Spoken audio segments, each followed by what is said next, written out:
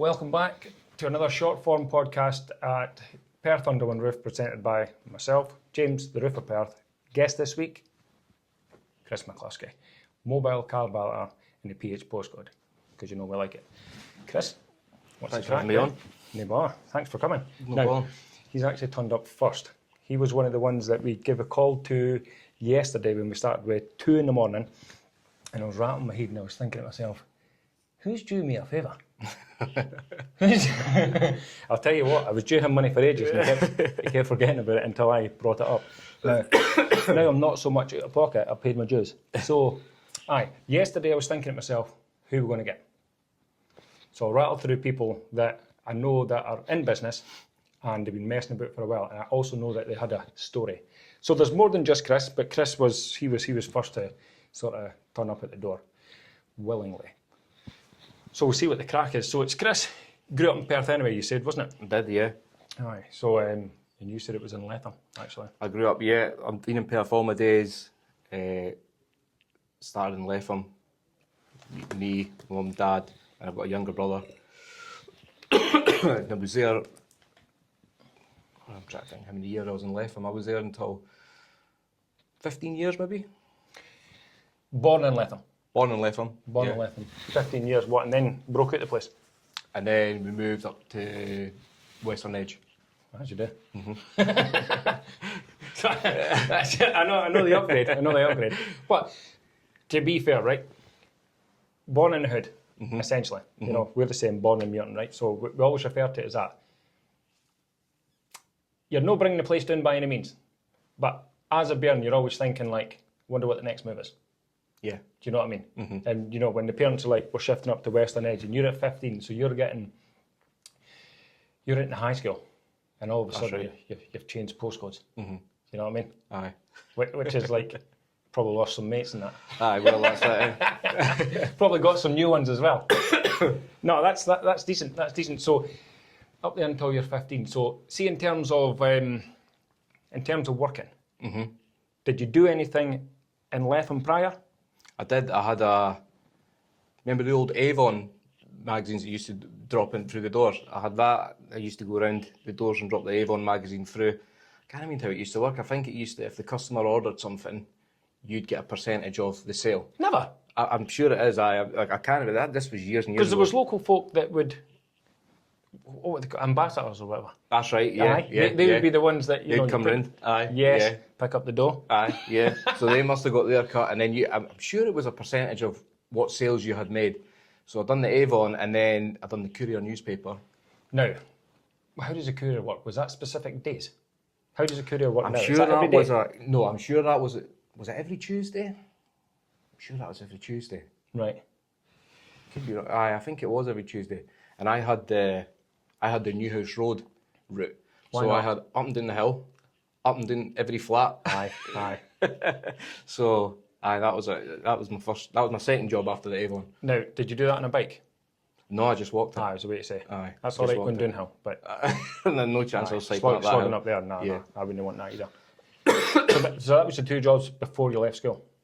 That's right, yeah. Aye. And then, well, what I remember actually, when I bumped into you, when you were kind of like messing about with the car in the first, you were in at Marks and Spencer's. That's right. I got that job through. I was actually still at school when I first started there, just part-time, because my mum worked there. So... Aye, because you're not getting in there unless you know folk. It's a bad she got job me. to get a job in Marks and Spencer's. She got me a wee. She got me while I was still at school. She got me a wee nighttime job in there, filling the shelves. All right, okay. So that was. I must have been about 16, 17. So you stayed on at school? I did. I stayed on until I completed 6th year. Did you? Aye, yeah. I left it. I was 18 when I left school. Yeah. Aye. I did. Can't I say the same? Didn't leave with any spectacular grades or anything like that, but I did stay. Oh, you were just avoiding work for 2 years? Aye, yeah, exactly. Right, okay. So what, did you have plans to go into like further education or anything? No. I think I did. At one point, I did consider it, maybe going to college afterwards, but nothing really. Do you know what happened? When I left school, I thought, I'll take a year out and I'll just work in Marks and Spencer's full time. And I got sucked into oh, this is all right, actually. Perks. Yeah, you know what I mean? It's a half decent wage. Aye. Yeah, And so- that's a good job. It was, aye. Aye. Yeah. You know, if you had a For- job for- at Marks for and me, yeah. Spencer's, you know, you could tell your mates at the pub. Well, that's it, aye. Marks and Sparks. That's what my granny calls it. I think people still call Still it that. calls it now. Aye, yeah. Aye, so you messed about in there. Now you must have done a good stretch in there. I was in there for 16 years. Yeah. Aye. Aye, because I was 16 when I got the job, and I must have been about 30, 31. Aye, it was a good 16, 15, Was it? 16 Aye. years, aye. Yeah, before I finally left. That's a good stretch. I was in a long time, like, aye. So start off part-time, right into full-time, Mm-hmm. and then just maintained it the whole time. That's it, I started to, when I was there full-time, I started to kind of work up the ladder a wee bit, and I got to food hall manager at one right. point. And then I think that's when I started to realise I fancy a change now. Right. It wasn't for me. It really wasn't for me. And I think the hardest part was when you're working with people, you get to know them, you become friends and that. Aye, aye. And then making that switch to then becoming Aye. their boss, Manager. I never liked it. Right. I never really enjoyed that. So that's when I decided I fancied a change. And that change was you kind of messed about with car valet. Well, yeah. So I always knew I wanted to be self-employed. I wanted to work for myself. I think that come from my dad was self-employed. My granddad was self-employed. Oh, right, okay. So- Aye. So you felt like you had to, no step up by any means, No, but but I step just- into the boots. I always knew I wanted to do it. I mean, they were they had haulage companies, so Right, completely okay. different to what I did. But I did Aye. know I wanted to work for myself, but I never necessarily knew I wanted to go into the mobile valeting. Right. But I was following a couple of folk on social media, a couple of local boys actually. One of them, Callum, that now works at Spotless Detailing. Aye.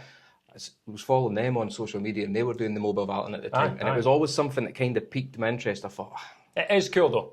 well, that's it, and you know what I mean. And I always had like nice cars and that when I was younger, and I always like looking after them. And I thought maybe that could be something I could go down. So that's when I started looking into it a bit more and what needs to be done and what you need to, how much it costs to get involved in it, and Aye. that kind of thing. And it's always, see for me, I can't clean at all. Honestly, the motor would just be like scrap by the time I finished it because it's just no for me, right? Yeah. I mean, we're no dirty folk. I just never really took to cleaning, and I think I'll destroy it.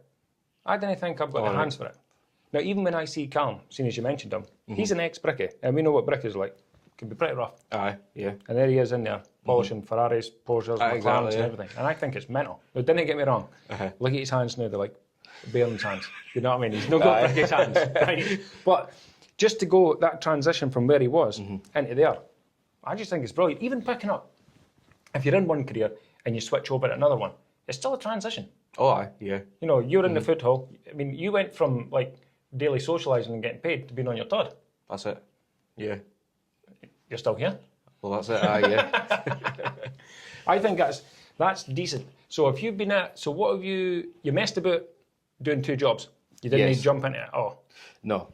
So actually, to be fair, I had a really good manager at Marks and Spencer's, which that made the transition really easy because I was able to speak to her, and she let me I explained that I was going to try Aye. my hand at valeting, but I didn't want to leave Marquez because very good. I needed to make sure I was still getting paid every month and I was still paying the bills. So she was really good in actually letting me sort of reduce my contract but keep my job. And then what essentially happened in the end was I was going into Marquez and doing like an early shift. I was finishing in the afternoon, Very good. getting changed, out and doing the Heading cars. out. Heading out. Aye, that is good. And it just... So she helped. Oh, aye, yeah, massive help. Massive help. Good. She could have been like, well, no, you're either out or you're... Oh, you're no, staying, yeah. and some of them would be, but I mean, she maybe just appreciated the thought. Well, that's it. You know, you can't know everyone can stay. Yeah. You know, and then she also thought, if he goes, then he want to burn my bridge because you might come back. No, well, that's it. You never, Exactly. the thing is, It doesn't work. No, you never know. So you did a couple of years messing about with that before you jump in with 2 feet. That's it. So how long have you been at it now since you went solid? Since I went solid, there must be about 10, 11 years now since I've been full-time self-employed. Aye, I think so, aye, yeah. good. It must be about that, aye. It was about 2014, 2015 where I left Marquez, and then that was just me out in the van. Right, so you've been at it that long. You wanted to be self-employed, specifically. That was all on me. You Always wanted to be self-employed, yeah, from a young age, and that's what I wanted to do. You grew up around it. Yeah. You've seen it, so you grew up around it. So, is it all what it's made it to be? Aye. See, it depends what your perception of being self-employed is, because you've got... You're not playing golf at 2 o'clock. Aye, exactly. All right. So you're not that self-employed. So you'll get people that'll be like, must be great being self-employed. Aye. You work when you want, you have holidays when you want, and you're like, Aye. 8 o'clock at night, still here. Yeah. And you end up, yourself, you end up working all the time. Doesn't stop. So, no, but I wouldn't change it. I would never, I couldn't go back to employment now. Right. I'd always be self-employed for the rest of my days. Struggle with. Yeah, just, the good thing about employment is the structure. You start at this time, you finish at this time. You can make plans. Do what you want. Yeah. In business, as you know, well, Aye, still here. yeah, exactly. So, but I much prefer it. Aye. Much prefer it, yeah. But you're no a start late guy. You're a start early in the morning. Oh, I like to get out early, yeah. So we would always do early, and if we had to, we'd finish early in the afternoon. You've been at mine after hours. So yeah. So when does it stop? Run out of diesel. Aye, when the sun drops sometimes. Aye. I know that's how it's been when you've been out. Yeah. Just especially through the summer when I've seen you been out back of 9. Aye. Still. Yeah. And you know what I mean? I suppose I need to be considerate, because I've got the generator that runs all the power in the van, so I don't want to be in people's drives with a generator running and neighbours looking at the window, and They can get their motor done as well. well, that's it. Potential customer, isn't it? So, the winter's a bit different because it's dark and it's cold. You generally finish for 4 or 5 o'clock. So. Right.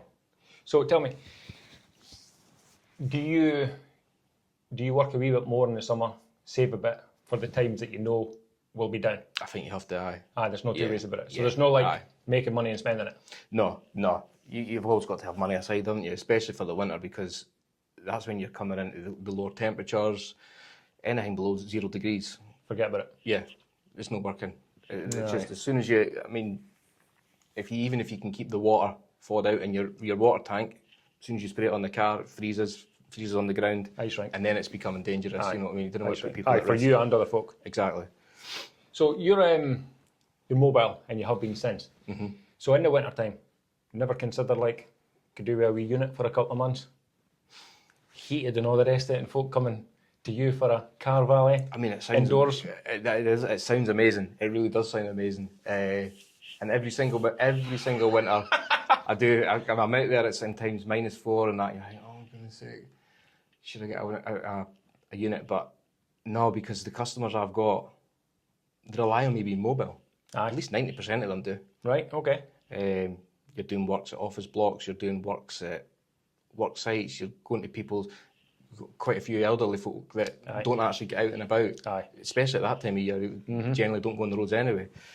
So they rely on me coming to the house. So I just don't think it would work if I had a unit, to be honest with you. You'd lose a percentage of your customer base. Oh, definitely. I'd lose a massive percentage if I said, "Oh, that's me now, no longer mobile. I'm just going to be in a unit." Well, to be honest, I'll never wait anywhere to get my motor washed. Not because I didn't care about it. Not got the time. Yeah. That's why when I phone you and you say, "Aye, I'll come, but I'm going to be like 15 days." I'm like, I can wait 15 days. But it's the benefit of you coming. I didn't even need to leave the house. Well, that's it. It is. I'm as busy as anyone else. It's an advantage to think that there is guys like you, including mobile mechanics and anyone else in the trade, that can come in to your house whilst you're in or no in and provide you a service. Brilliant.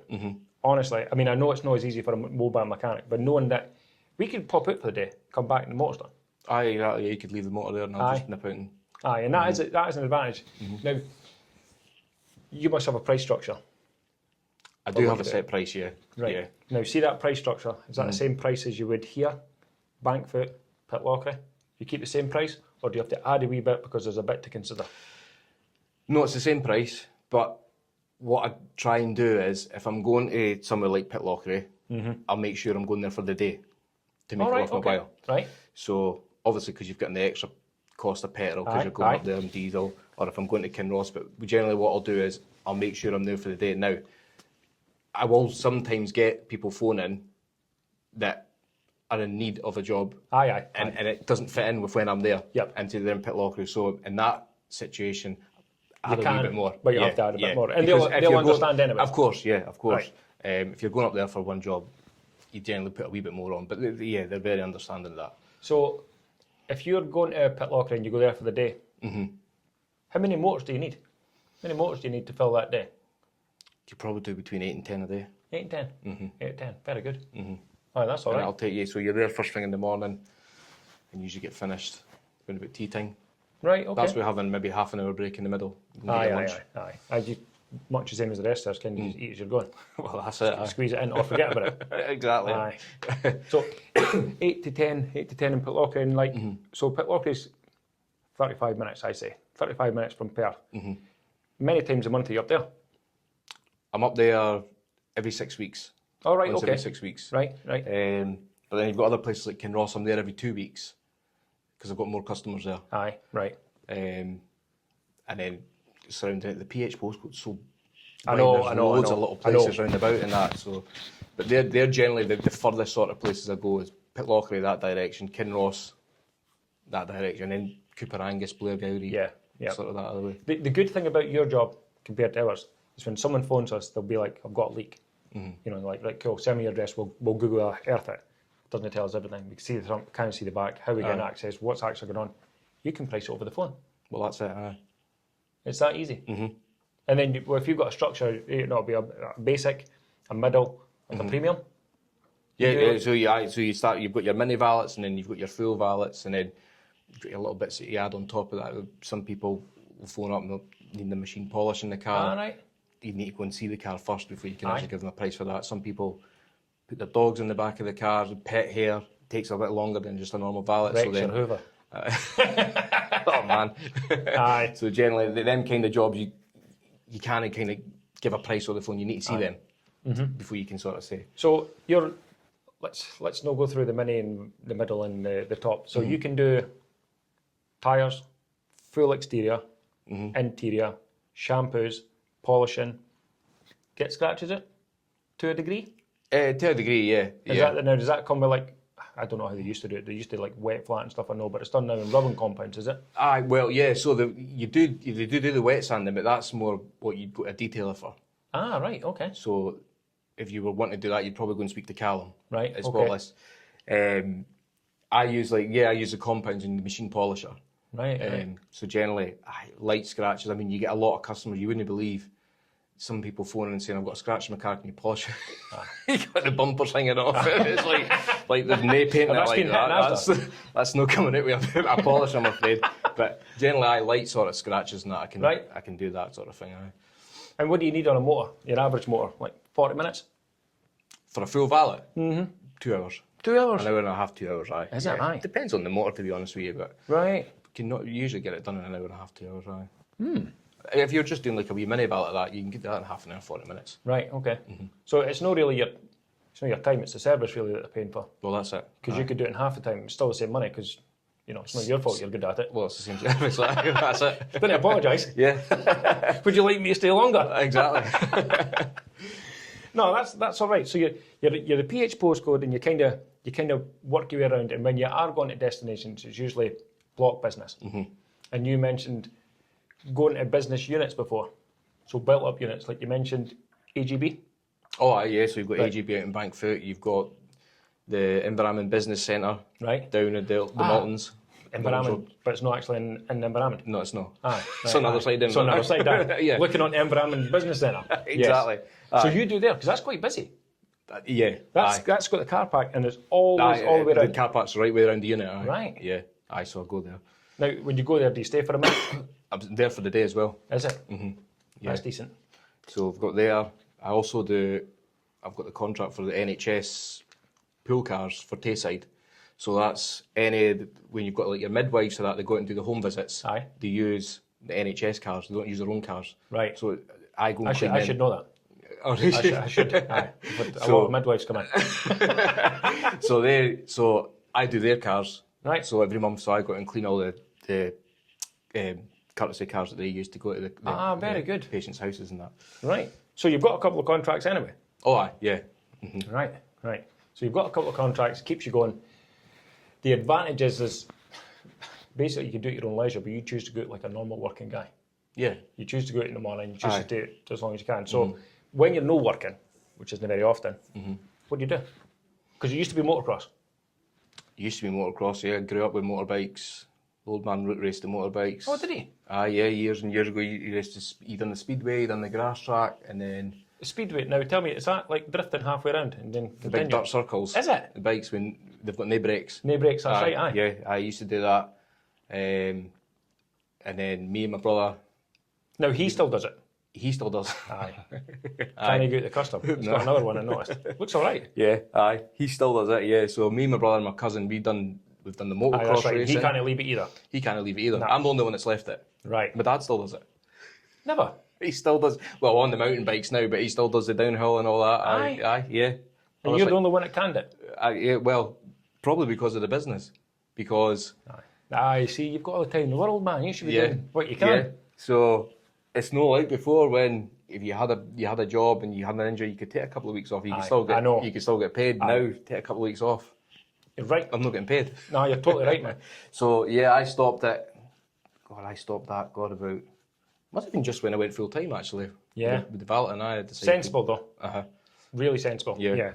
Because we do nothing extreme. No. I mean, I used to even, like, you would go to the gym back and forth, but even at night, you think, if I get an injury here, you can't lift the ladder, you can't climb the ladder. And it's just, I mean, didn't get me wrong, you could walk down the street and break your leg. Exactly. You know, but you're raising the chances by doing something a wee bit more extreme. Exactly.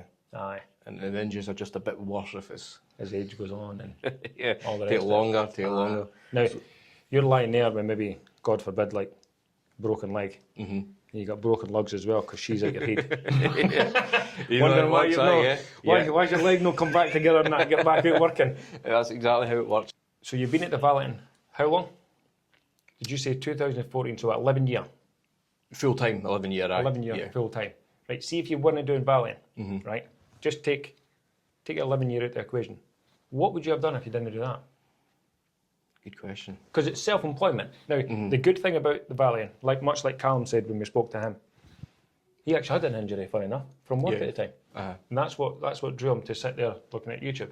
Yeah. So he said that last time that he learned it from YouTube, but what he got was, he probably got interested in it from YouTube, and then it stemmed from there. The good thing about something like the valeting, or the valeting, is you can pick it up and get better at the skill. Whereas if you want to be like a joiner, a sparky, or a plumber, you need to go and then serve time. Of course, right. But you were like on the job getting paid. That's right. That's good. So if it wasn't that, and you hadn't served your time somewhere, and you only wanted to give 4 years up, I mean, you wanted to be self-employed. I want to be self-employed now. I have no idea what I'd have been doing. Nah. No. So just a keen interest, like you say, a couple of local guys kind of popped up, and you were like, that's where it came from. Watching them on Facebook, because I used to put up their videos and all that, what they've done and that, and I like the idea of on your own, in a van, everything's in the back, you go there, you do the job, you go to the next one, do the job. It's funny because you can do it yourself. One of the few trades, because it is a trade, doesn't matter which way you look at it. You know, you slug the same as everyone else, so it is a trade. But it's one of the few that you can just fill up the water tank. You carry a tank? Yeah, I've got a water tank in the van, yeah. Right. Fill up the tank, get your diesel, your petrol, your chemicals, hit the job and get paid. That's it. Right. How did you manage to start? You weren't chapping doors, so how did you get out? That was the hardest part. So, I think I'm trying to remember back to when I first started. So, I got rid of the car. I had a nice car, and I got rid of the car, and that gave me enough money to get... That's when the dedication sets in. That's when it was like, right, I'm all in now. I got my first Ford Transit, and I got it sign written. So I thought, and I parked it at the front of Marks and Spencer's while I was working. So all the passing customers were coming in, were seeing it. And I had my phone number, I had a website on it. Website as well? I had a website, Straight off the cuff, yeah, I had a website. Good. And then I'm sure I'd done leaflet drops as well. Did you? Aye. That's wise. I mean, I don't know how much I got back from them, but I got leaflets printed up. And then just gradually, you know what, when you start on business, it's like family and friends story. I know. Giving Yeah. me work, come and do my car. A wee rush. Exactly. And then it just word of mouth. So it probably took a couple of years before I was getting enough work to say, right, I'll go full time now. That's really good. It took a while, like, it did take a while. But you're getting paid the whole time. Yes. Aye. So. I didn't realise you had a website straight off the cuff. Yeah, I put a website up straight away, just to show my prices and Aye. contact details and things like that. Same website now? Same website now, aye. Brilliant. Yeah. Now, is that... I would think now, you didn't really work off the website at all. Not really, no. So the bulk of your work is either return customers, someone who knows someone who you work for. Yeah, aye. So you can go to bed at night knowing that the phone will ring in the morning at some point. Oh, it rings at aye, yeah. That's a good business. Every day, yeah. The majority of your work comes through social media nowadays. You use that? Yeah, aye. So I've got a Facebook page, I've got an Instagram page, and the majority of your work comes because they can contact you via that as well, can't they? Yep. So most of my work comes through them messaging me on Facebook. That's a good position to be in. Yeah. Like, so you're not worrying about anyone else. You're not trying to, essentially, you're not trying to expand, right? No, You want to maintain what you have, but your phone goes. all the time. So you're like a barber, really. You're just, folk just turn up at your door. Well, that's it, aye. That's a good business. So I don't need to go out and I don't need to advertise anymore if I didn't need to. No. I've got the new van. It's actually got no sign writing No on sign writing, you're right? it. Yeah. Yeah? Absolutely no Doing sign dodgy writing on jobs? It.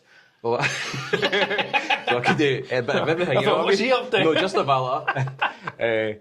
So because at this time when I got that van, I thought, I didn't need it this time. That's really good. So I'll just leave it. You know what I mean? So that's how it is. And then your phone, the majority of phone calls is, I got your number off such and such. You done their car the other week. Yeah, Said you yeah, done a great job. Any chance you can come and do mine? Word of mouth.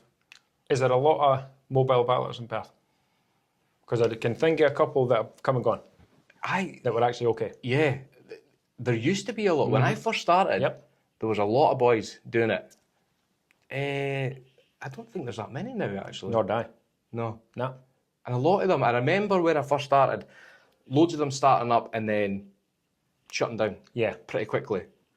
But they maybe when they worked in Marks and Spencer. that's probably... Their mother never had a job in Marks and Spencer. their mum never got them a job. That was the problem. So I think that's where I had the advantage, where I was still in employment. I was still getting a wage, so I didn't rely on the business, the valeting, to pay the bills at that point. So I was able just to sit in it, essentially. So you're where you're supposed to be, really. I think so. That's good. No complaints? Nothing. Nah. Nah, I'd do it all again if I had the chance. Aye. Exact same way. That's a good way to look at it. Not a lot of people say that. Well, You do. Positive, eh? Positive mental attitude. You're a glass half full and all the rest of it. That's what I like to hear. No, honestly, that's really good. And I actually think that we've covered probably everything that we want to. I mean, you're essentially born and bred Perth. Yep. Worked, then went self-employed, still offer your services to Perth. You're happy to do it, and you wouldn't change it. And if you could do it again, you would. Definitely. Man, honestly, that's the dream. I mean it, that's the dream. Aye. You're happy at work, eh? It's only a job when you don't enjoy it. Well, that's it. That's what I say. Perth Under One Roof, presented by me, the Roofer Perth.